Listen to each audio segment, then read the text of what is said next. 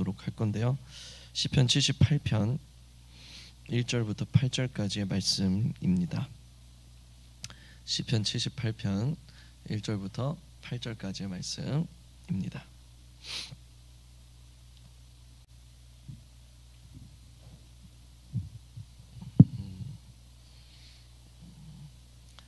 시편 78편 1절부터 8절까지 저와 여러분들 한 목소리로 하나님의 말씀 받도록 읽겠습니다. 시작.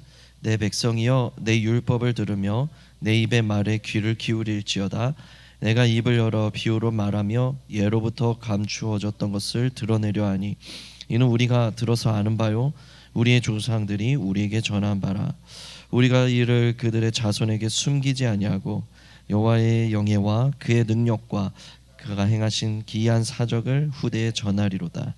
여호와께서 증거를 야곱에게 세우시며 법도를 이스라엘에게 정하시고 우리 조상들에게 명령하사 그들의 자손에게 알리라 하셨으니 이는 그들로 후대 곧 태어날 자손에게 이를 알게 하고 그들은 일어나 그들의 자손에게 일러서 그들로 그들의 소망을 하나님께 두며 하나님께서 행하신 일을 잊지 아니하고 오직 그의 계명을 지켜서 그들의 조상들 곧 완고하고 패역하여 그들의 마음이 정직하지 못하며 그 심령이 하나님께 충성하지 아니하는 세대와 같이 되지 아니하게 하려 하심이로다. 아멘. 할렐루야. 금요일 저녁 참 금같은 시간인데 이 시간을 주님께 드리시는 여러분 모두가 너무 귀합니다. 그래서 여러분 그런 고백으로 우리 서로 바라보시면서 참 귀하십니다. 은혜 많이 받으세요. 함께 고백하시겠습니다.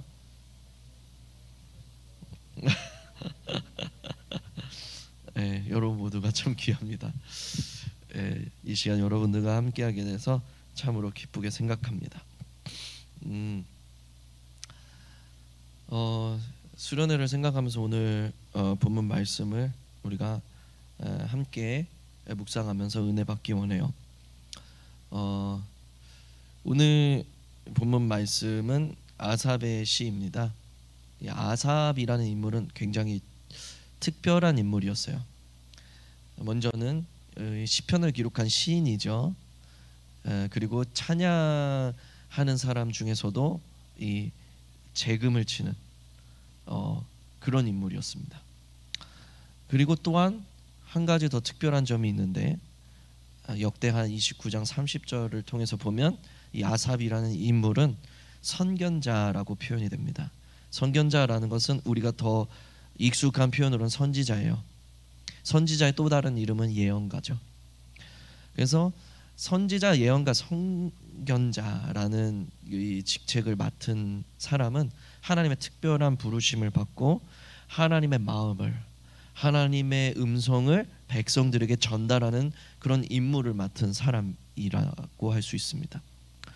그래서 아삽은 찬양하는 사람일 뿐 아니라 시인일 뿐만 아니라 선견자로서 하나님의 음성을 듣고 하나님의 그 음성을 백성들에게 전달하는 사람이었다라는 거죠. 그래서 그의 시들을 가만히 살펴보면 굉장히 예언적인 시들이 많이 있습니다. 오늘 본문도 그런 성격을 가지고 있습니다. 그래서 아삽은 오늘 본문이 시작되면서 어떤 표현으로 시작을 하고 있냐면 내 백성이여 내 율법을 들으며 내 입의 말에 귀를 기울일지어다. 내가 입을 열어 비유로 말하며 하나님이 마치 직접 말씀하시고 있는 것처럼 지금 아삽이 그런 표현법을 사용해서 지금 백성들에게 하나님의 말씀을 증거하고 있다라는 거예요. 그가 선견자이기 때문에, 그가 선지자이기 때문에 이런 모습을 가지고 있는 거죠. 그가 이런 하나님의 음성을 받아서 전달하면서 특이한 점은 너희가 이미 아는 말씀이다. 그런 말을 하고 있어요. 무슨 말이냐면 이스라엘 백성들이 말씀을 몰라서 하나님이 선견자를 불러다가 하나님의 그 신선한 말씀, 하나님의 음성을 다시 새로 전달하게 하시는 게 아니란 말이에요. 이스라엘은 이미 하나님의 말씀을 알고 있어요. 태어나면서부터 죽기까지 하나님의 말씀을 달달 외우는 사람들입니다. 말씀에 대한 지식이 충만한 사람들입니다. 말씀을 이미 알고 있는 사람들인데 그 사람들에게 오늘 다시 하나님의 음성이 새로 선포되어져야 한다는 거예요. 저와 여러분들도 마찬가지예요. 우리가 얼마나 많은 예배를 드렸습니까? 여러분, 우리가 얼마나 많은 말씀을 들어왔습니까? 우리가 주님을 만났고 그분의 음성을 들었고 그분께 가르침을 받았고 그분을 예배하는 기쁨을 알았기 때문에 금요일 저녁에 이 자리에 모여 있는 거 아니에요. 다른 데 안 가고 그분을 알기 때문에. 그런데 그럼에도 불구하고 내가 그분을 이미 알고 있다 할지라도, 그분을 충분히 배워왔다 할지라도, 그분을 많이 예배해 왔다 할지라도 오늘 우리에게는 하나님의 음성이 필요하다라는 거예요.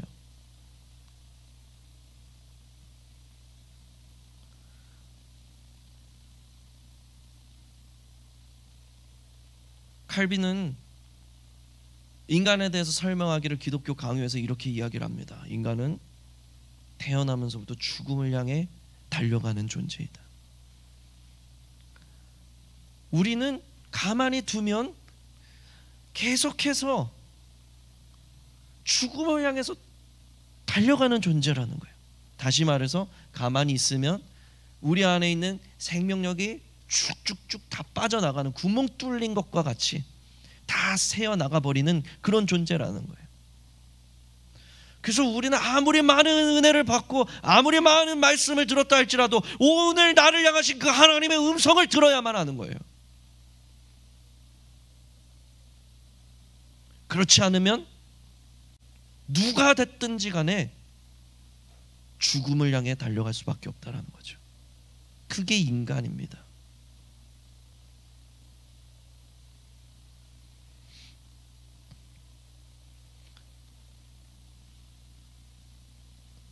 제가 오늘 찬양을 부르는데 이 시선이라는 찬양이 시작되는데 제 마음속에 계속해서 어떤 부담감이 막 몰려왔어요. 일어나서 찬양해라. 일어나서 찬양해라. 일어나서 너의 주 하나님을 찬양해라. 근데 끝내 일어날 수가 없었어요.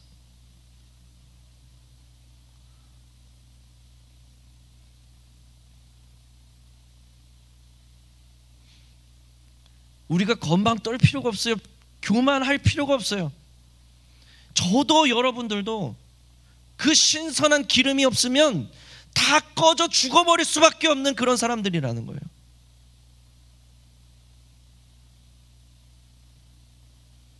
예전에 제가 그렇지 않았거든요. 길거리 한복판에서도 사람들이 많이 모인 그 광장 한복판에서도 춤을 추며 예배하는 것이 저였거든요. 사람들이 미쳤다고 손가락질해도 내 주 하나님을 어디서든 찬양하는 게 저였거든요. 가장 우스꽝스러운 모습으로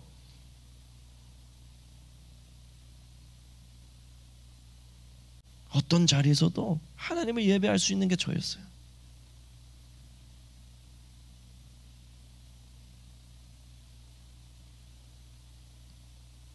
제 뒤통수를 팍 때리는 것 같았어요. 눈물이 셀 수 없이 나오더라고요.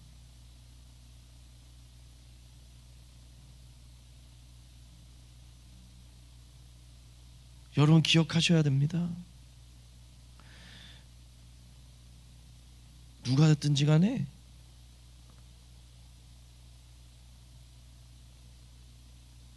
주님이 말씀하시는 그 신선한 음성이 없으면 내 신앙의 뜨거움이 겨우 과거의 이야기에 불과하다면 저와 여러분들은 이미 죽은 사람들이에요.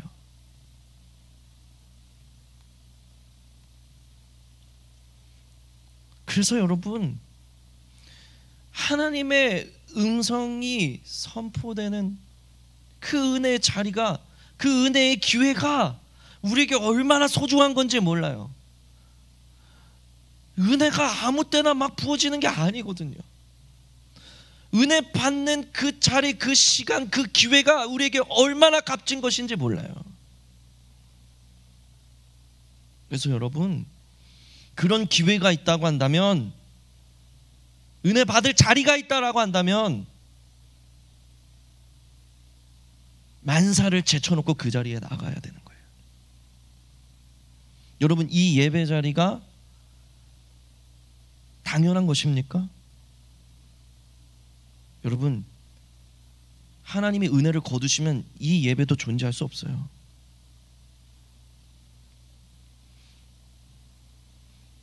여러분들이 정말 은혜 없이는 살 수 없는 존재라는 것을 깨닫는다면, 여러분, 이 예배 자리는 내게 그 무엇과도 바꿀 수 없는 기회란 말이에요.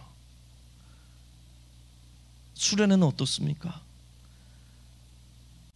하나님이 은혜를 허락하시지 않으시면 있을 수 없는 게 수련회 아닌가요?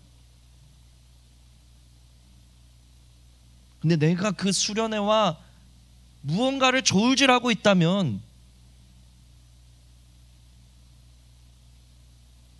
여러분, 우리는 기억해야 합니다.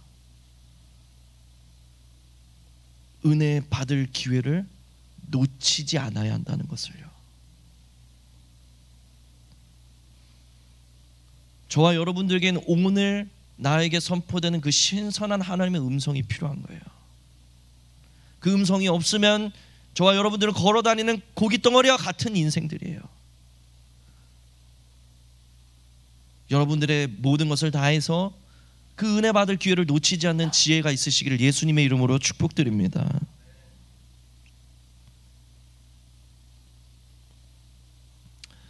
두 번째로, 오늘 본문 말씀 속에서 하나님의 말씀이 존재하는 그 목적, 하나님의 목적, 그것이 분명하게 드러나고 있습니다. 때로는 어떤 분들은 이 성경 이야기들이 다 옛날 이야기잖아요. 사실 구약은 말할 것도 없고 신약 중에서도 가장 최근에 쓰인 게 주후 90년이니까 제일 최근에 쓰인 게 2000년 묵었어요. 그러니까 지금 우리가 살고 있는 현실하고 너무 공감이 안 되는 거죠. 그래서 이 쾌쾌묵은 이야기가 도대체 우리 삶에 무슨 의미가 있느냐, 이거를 내가 배워야 되고 이것을 내가 읽어야 되는 이유가 무엇이 있느냐, 그렇게 묻는 사람들이 있어요. 하나님께서 이 말씀을 주신 그분의 분명한 목적을 오늘 본문 말씀 속에서 우리에게 계시해 주고 계시는데, 그것이 7절 8절 말씀입니다. 그들로 그들의 소망을 하나님께 두며 하나님께서 행하신 일을 잊지 아니하고 오직 그의 계명을 지켜서 그들의 조상들 곧 완고하고 패역하여 그들의 마음이 정직하지 못하며 그 심령이 하나님께 충성하지 아니하는 세대와 같이 되지 아니하게 하려 하심이로다. 이게 하나님의 목적이란 말이에요.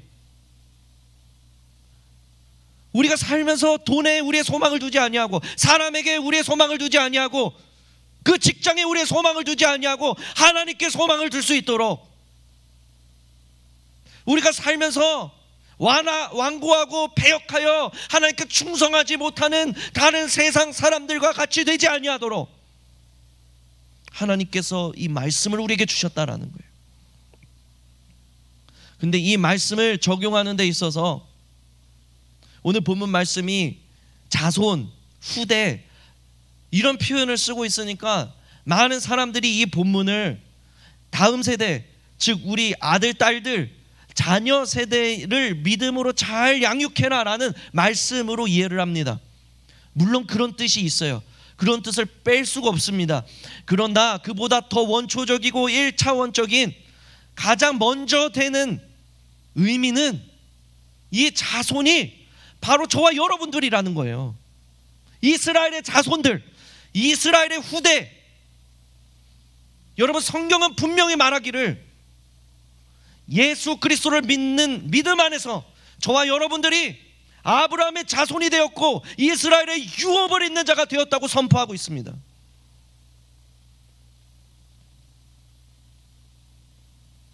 오늘 본문 말씀을 들어야 하는 사람은 바로 내 자식 새끼가 아니라 우리 청년부의 누구누구 지체가 아니라 바로 나 자신이라는 거예요. 나는 이 말씀을 너희가 하나님께 소망을 두고 너의 마음이 완고하거나 패역하게 되어 하나님께 충성하지 못하는 그런 인생이 되지 않도록 이 말씀을 너희에게 주었노라. 이 말씀은 너의 자녀를, 너의 아들, 딸을 향한 것이 아니라 너의 옆에 있는 다른 지체들을 향한 것이 아니라 바로 너를 향한 것이다. 내 이름으로 일컫는 나의 아들, 딸들, 네 아들, 네 딸이 아니라 하나님의 아들, 딸들,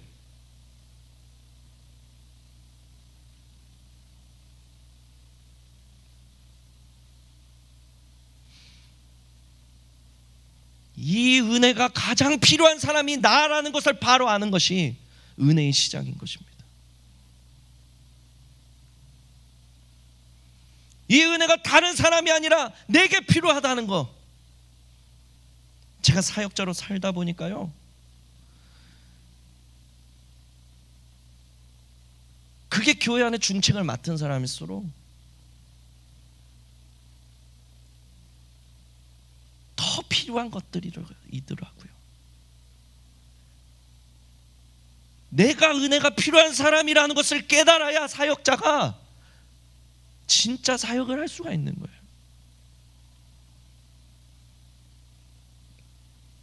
제가 한국에 갔을 때 전화 한 통을 받았습니다. 설교 사역을 잘 마치고 집에 들어왔는데 밤늦게 전화 한 통이 왔어요.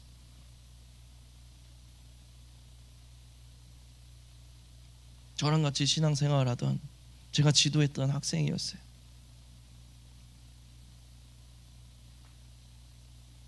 이 친구가 그때 은혜 받고 그때 하나님 만나고 그때 하나님만 사랑하는 하나님의 세대 되자 그러면서 미친놈처럼 비가 오든 눈이 오든 막 여기저기 뛰어다니고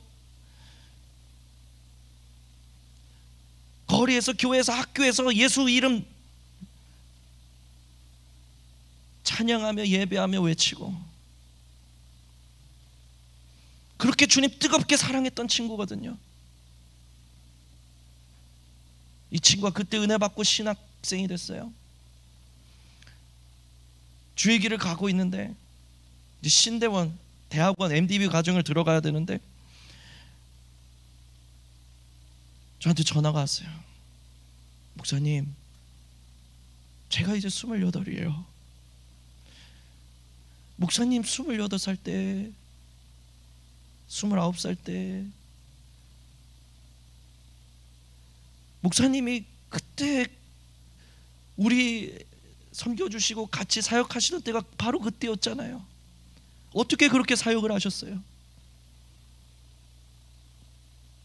저 신학대학원 가야 되는데 이렇게는 가고 싶지 않아요. 그냥 가야 되니까 해서 가는 게 아니라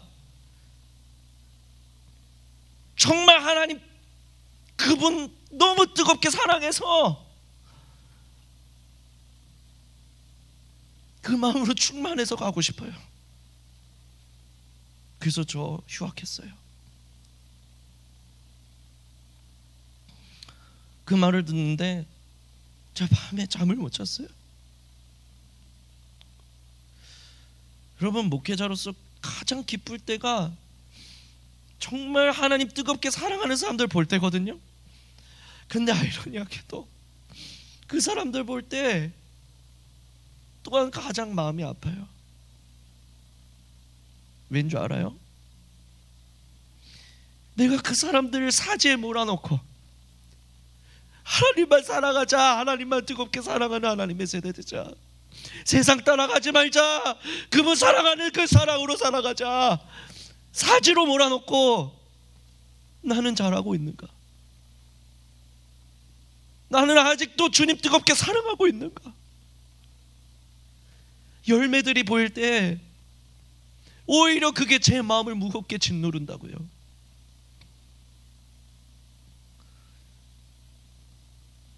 그래서 기도하지 않을 수가 없는 거예요. 그래서 고백하지 않을 수가 없는 거예요, 여러분.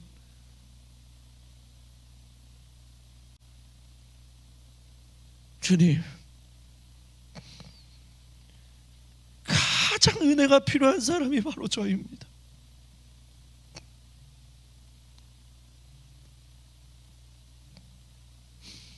주님, 그 은혜가 가장 필요한 사람이 바로 저입니다.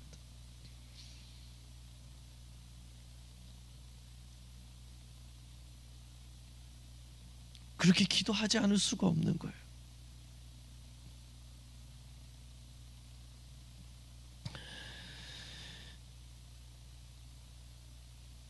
사랑하는 여러분,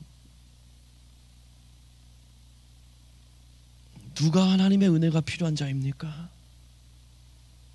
아직 예수 믿지 않는 당신의 부모입니까?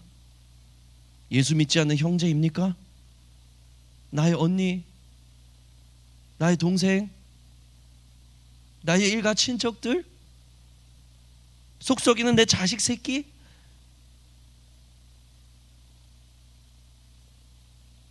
착각하지 마십시오.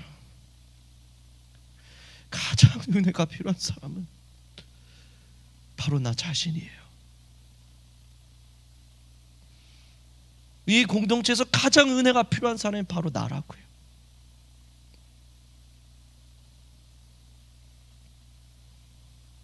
그것을 깨닫는 데서부터 은혜가 시작되는 거예요.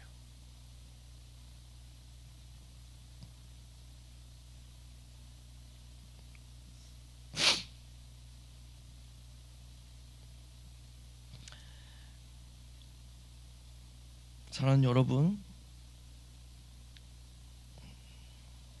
내가 하나님의 은혜가 필요한 존재라는 것을 여러분들이 고백할 수 있게 되시기를 예수님의 이름으로 축복드립니다.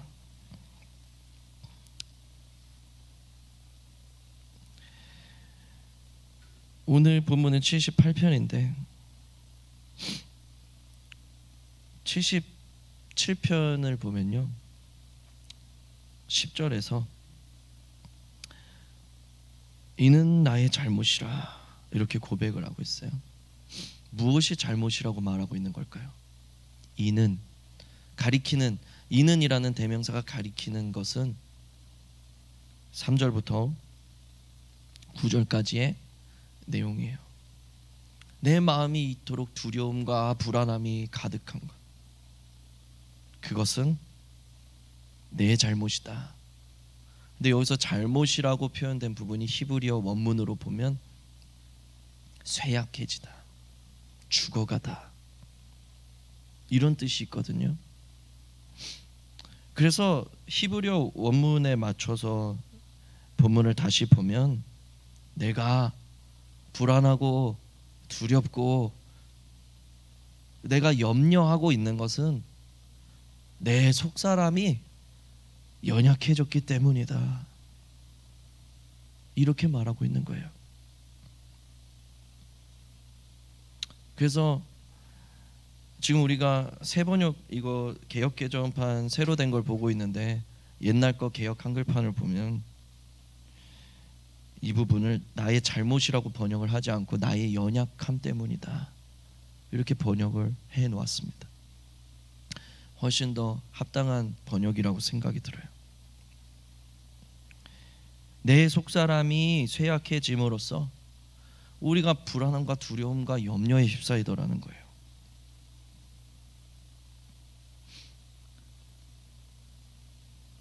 우리가 하나님보다 세상이 클 때 우리는 은혜 바깥으로 뛰쳐나가는 거예요.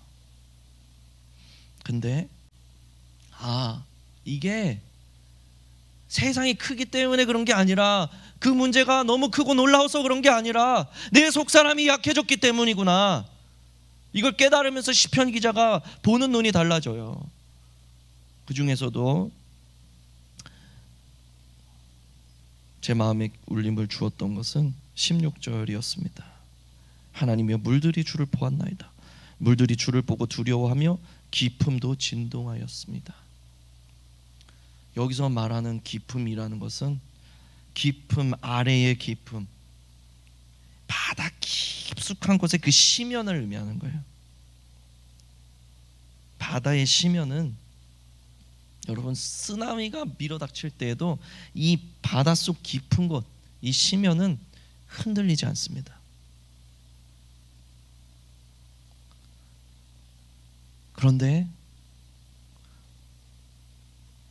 주님을 보니까 주님께서 그 심연을 흔드시더라는 거예요.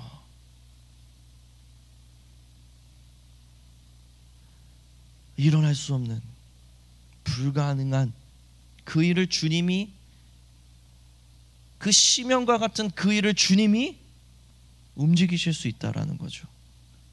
이것은 세상의 큰 문제일 수도 있고 더 근본적으로는 바로 우리의 마음, 그 무엇으로도 바꿀 수 없는 우리의 마음, 완악한 우리의 심령. 아무리 우리가 완악하다 하더라도 주님이 역사하시면 분명히 그 마음이 흔들릴 것입니다. 그래서 우리가 간구해야 되는 것은 하나님을 보게 해달라는 거예요. 오늘 찬양 인도자가 성령 받으신 것 같아. 찬양 선곡을 아주 기가 막히게 하셨어요. 내게로부터 눈을 들어 주를 보기 시작할 때 주의 일을 보겠네. 우리는 300명 가지고 세상을 대적해야 된단 말이에요. 기드온이 그랬잖아요. 이거는 불가능한 싸움이죠. 우리 하나님 도대체 왜 그러시는지 모르겠어요. 한 10만 명, 100만 명 주셔가지고 그냥 압도적으로 그냥 누가 봐도 이길 수 있는 싸움을 안 하게 하시고 300명 주시고 질 수밖에 없는 싸움에 나가게 한단 말이에요. 심연이란 말이에요. 심연. 누가 와서 흔들어도 흔들리지 않을 상황이란 말이에요. 누가 와서 흔들어도 바뀌지 않을 사람의 마음을 하나님께서 만지시면 변화되고, 누가 와서 흔들어도 절대 뒤집힐 수 없는 그런 상황이라도 하나님의 흔드시면 그 상황도 흔들려 버리고,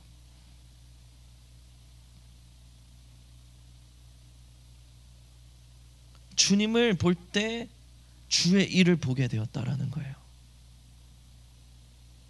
성경에 나온 사람들은 뭔가 증거가 있어서 보이는 게 있어서 그 일을 한 사람들이 아니었습니다. 그냥 그분께 미쳐버렸기 때문에 그냥 순종해버렸더니 그 일을 보게 된 거예요.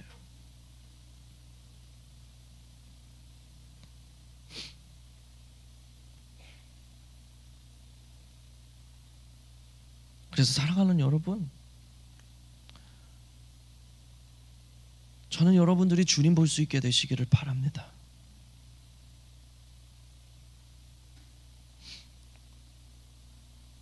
수련을 생각하면서 우리 가운데 이 마음들이 부어졌으면 좋겠다는 그런 마음을 받았어요. 여러분, 오늘 이 시간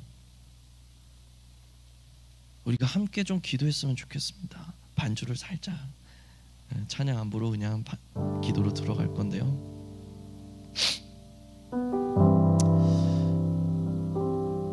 여러분, 종종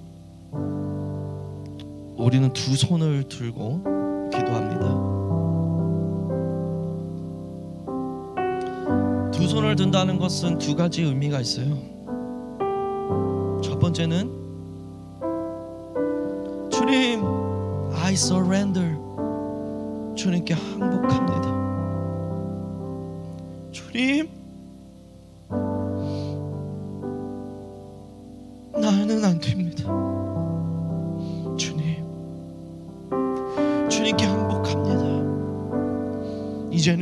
수밖에 없습니다. 두 번째는 완전히 주님께 의지하는 거예요. 주님, 내게 세상보다 주님이 크십니다. 주님, 내 완악한 마음도 주님 만지시면 뜨거운 갈망으로 바뀔 것입니다. 주님, 소망 없는 이곳에 주님이 일하시면 뜨거운 불길이 타오를 것입니다. 주님을 의지합니다. 주님,